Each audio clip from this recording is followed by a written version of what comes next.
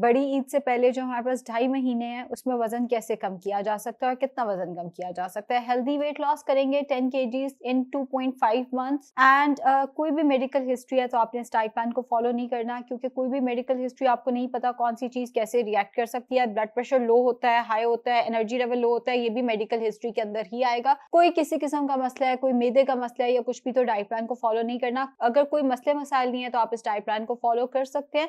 2.5 महीने जो रह गए हैं उसके अंदर आप 10 to 15 केजीज रिड्यूस कर पाएंगे। 10 केजीज ज़हन में रखना है, 15 केजीज हो जाए तो वो एक ब्लेसिंग है। अस्सलाम वालेकुम जी। प्री ब्रेकफास्ट से मैं स्टार्ट करूंगी। प्री ब्रेकफास्ट इस केस में हम रखेंगे 2 टेबलस्पून इसबगोल, 2 खाने के चम्मच इसबगोल, 2 ग्लास नीम गर्म पानी में डाल के एम्प्टी स्टमक आपने वो लेना है और इसके 1 घंटे के बाद नाश्ता होगा। अब जो नाश्ता है वो भी हम थोड़ा-सा हेल्दी रख रहे हैं, एक्चुअली अब दिन लंबे होने वाले हैं, तो जो पहले हम सर्दियों में डाइट प्लान्स कर लेते थे, अब वो गर्मियों में हमारे इसलिए नहीं चलेंगे कि दिन लंबे हैं तो मील ज़रा ज़्यादा चाहिए होंगे। नाश्ता मैं अज़्यूम कर रही हूँ कि हम 8 बजे के करीब करेंगे, ज़ाहिर है अगर आप 8 बजे इसबगोल ले रहे हैं तो नाश्ता 9 बजे, टाइम आप अपनी मर्ज़ी से ऊपर-नीचे कर सकते हैं। नाश्ते में सबसे बेहतर और सबसे अच्छी ऑप्शन रहती है मिल्क शेक का ग्लास। गर्मियाँ हैं, मिल्क शेक अच्छा भी लगता है, स्ट्रॉबेरीज़ ईज़िली मिल रही हैं। 4 से 6 स्ट्रॉबेरीज़ लेनी है, 1 चाय का चम्मच शक्कर लेना है and 200 ml low fat milk, बगैर मलाई के दूध। अच्छा, लोग पूछते हैं खुला दूध लेना है डब्बे का दूध पे, जिस दूध के साथ आप कंफर्टेबल हैं, जिस पे आपको ट्रस्ट है, आप उसका इस्तेमाल कर सकते हैं। 200 ml लो फैट मिल्क इस्तेमाल करना है एंड मिल्क शेक का 1 ग्लास आपने ले लेना है इसबगोल के 1 घंटे के बाद। अब लेट्स से आपको मिल्क शेक नहीं पसंद या आपको लगता है कि कुछ खाने को होना चाहिए, जैसे ऐसे रोटी लगा के खाने को होनी चाहिए, तो फिर उस केस में आप आधी सूखी रोटी का इस्तेमाल कर सकते हैं। 5 इंच की ये रोटी होनी चाहिए। अगर आपके पास किचन स्केल है तो बहुत ही अच्छी बात है, 40 ग्राम की रोटी होनी चाहिए।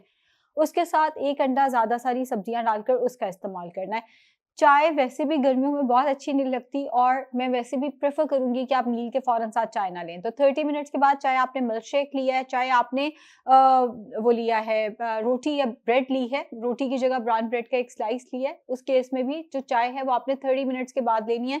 कम से कम दूध, इस बात में मैं कई दफ़ा बात कर चुकी हूँ कि चाय के अंदर जितना दूध ज़्यादा है उतनी कैलोरी ज़्यादा है। इतना सा दूध, 1 चाय का चम्मच शक्कर, गुड़ को पीस के जो शक्कर बनती है वो शक्कर डाल के आप चाय पिएँगे।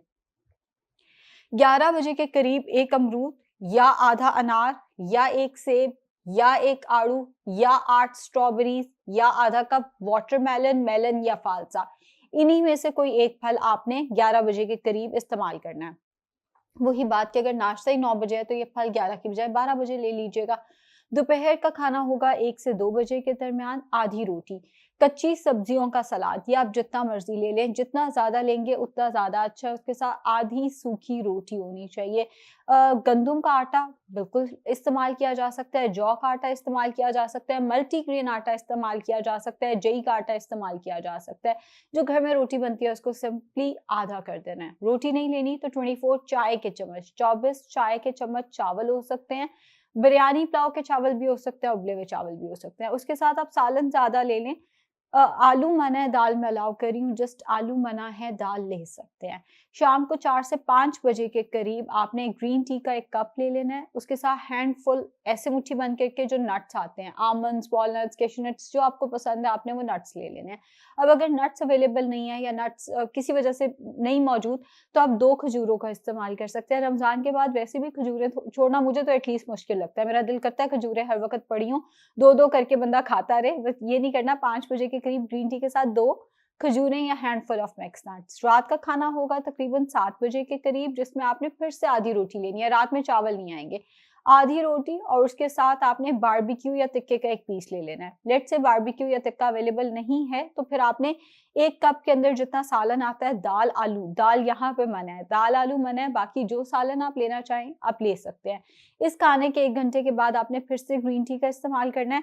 अब चूँकि डाइट प्लान में 3 दफ़ा रोटी है, नाश्ते में भी रोटी का ऑप्शन है, दोपहर में भी, रात में भी, पूरे डाइट प्लान में 3 दफ़ा रोटी आ रही है, तो इस केस में 10,000 स्टेप्स ज़रूरी हैं। कम से कम 10,000 स्टेप्स आपने चलने हैं एंड प्लीज़ घर के कामों को आपने ये नहीं कहना कि हमने तो बड़ी वॉक की है। अक्सर ख़वातीन से जब पूछो आप कुछ वॉक वग़ैरह करते हैं?